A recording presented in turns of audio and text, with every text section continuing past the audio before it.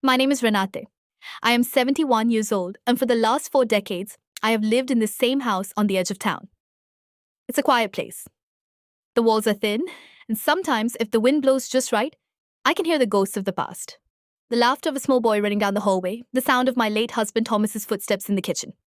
I was a nurse for 40 years. I have seen everything the human body can endure.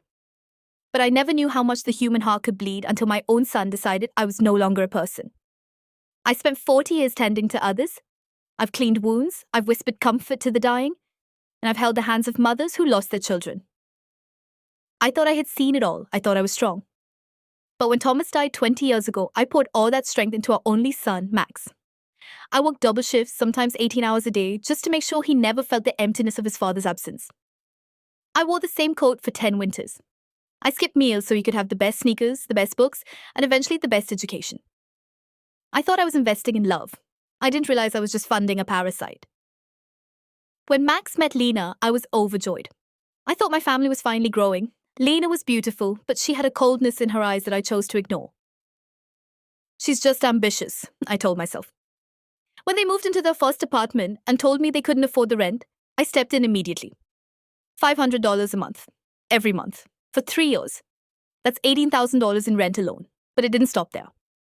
Renate, the sofa is broken, Lena would say. Renate, the fridge is empty. Renate, we need a new car because ours isn't safe. I took $33,400 out of the savings Thomas had left for my old age. I drained my retirement bit by bit. I told myself it was okay. I told myself that one day, when I was old and frail, they would be there to hold my hand. I was buying an insurance policy made of flesh and blood. Or so I thought. Then came the talk of the wedding. For months I planned. I found a pale pink dress in a small boutique. A dress that made me feel like more than just a retired nurse. I spent $200 on it. I imagined the photos. I imagined the moment Max would look at me and say, "Thank you, Mom, for everything." I even had a check for $1,000 tucked away in my jewelry box, a final gift for their new life. But every time I asked for a date, Max would look away. Lena would change the subject. Then last Tuesday, the silence broke in the most brutal way. I called to tell them I had found a beautiful venue for a rehearsal dinner. Lena answered. "Oh, Renate," she said, her voice dripping with a fake sweetness that turned my stomach. "We already got married yesterday. It was a very small private affair. We only invited special people." I stood in my kitchen, the world spinning.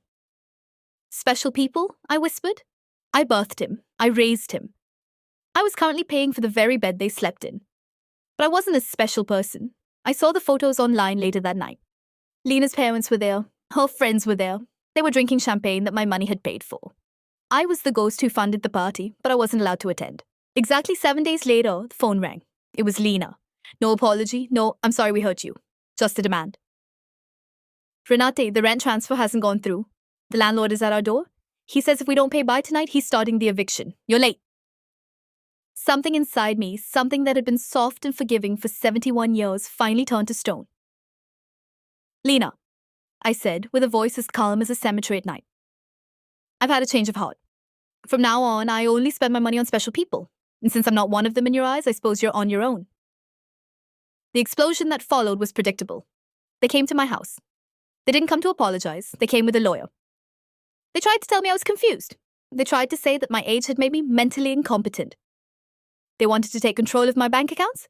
They wanted to declare me a senile old woman just so they could keep their hands in my pockets. Lena looked at me and said, "It's all going to be ours one day anyway, Renate. Why make it difficult?" That was the moment I realized they weren't waiting for my love. They were waiting for my death.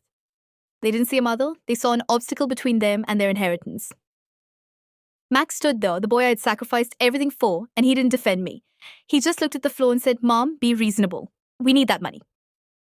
Reasonable? I told them to get out. I told the lawyer that if he ever stepped foot on my property again, I would have him disbarred for elder abuse. I looked at my son and I saw a stranger. I saw a man I didn't recognize. I realized that my love had made him weak and my money had made him cruel. I told them to leave the keys on the table. When the door slammed shut, I didn't cry. I felt a weight lift off my shoulders that had been there for 20 years. I didn't turn on the lights that evening. I sat in the dark, watching the shadows of the trees dance against the wallpaper. My mind kept drifting back to the lawyer Max had brought, Dr. Pfizer. The way he looked at me, as if I were a broken machine that needed to be replaced. They didn't just want my money, they wanted to strip away my dignity. The next morning, at exactly 8 o'clock, I was standing outside my bank. When the doors opened, I didn't go to the teller. I went straight to the manager's office. I didn't just cancel the transfers this time. I closed every single joint account. I moved my life savings to a private trust. The clerk looked at me with surprise, but I didn't care. I felt like a soldier fortifying a fortress. But the real battle happened later that afternoon. My phone began to vibrate incessantly. It was Max, then Lena. Then a text message arrived from Max that broke my heart one last time. It said, "Mom, if you don't send the money by tonight, Lena will lose her car. Is this really how you want to be remembered? As the woman who ruined her son's life over a wedding invitation? Ruined his life?" I laughed. I had given him $33,000 in 3 years, and he thought I was the one ruining him. I realized then that I had raised a man who didn't know the value of a dollar because he had never had to sweat for one. I decided it was time for a change of scenery. I went to a local locksmith. By 4 p.m., every lock in my house had been changed. I installed a camera at the front door. For the first time in my life, I felt secure. Not because of the locks, but because I had finally set a boundary that no one could cross. That night, I took the pale pink dress, the one I had bought for the wedding I wasn't invited to, and I donated it to a women's shelter. I told the young woman at the counter, "I hope someone wears this to a place where she is truly loved." When I got home, I found Max idling in my driveway. He tried his key. When it wouldn't turn, he didn't knock. He kicked the door. He shouted, "Fine, enjoy your money, Renate. I hope it keeps you warm when you're dying alone." He drove away, tires screeching. And in that moment, the last string of my motherhood finally snapped. I wasn't sad anymore. I was free. I'm 71 years old. Every penny of that $33,000 is now dedicated to me. I booked my ticket to Florence, Italy. My husband Thomas hadn't left that money for Max. He had left it for me.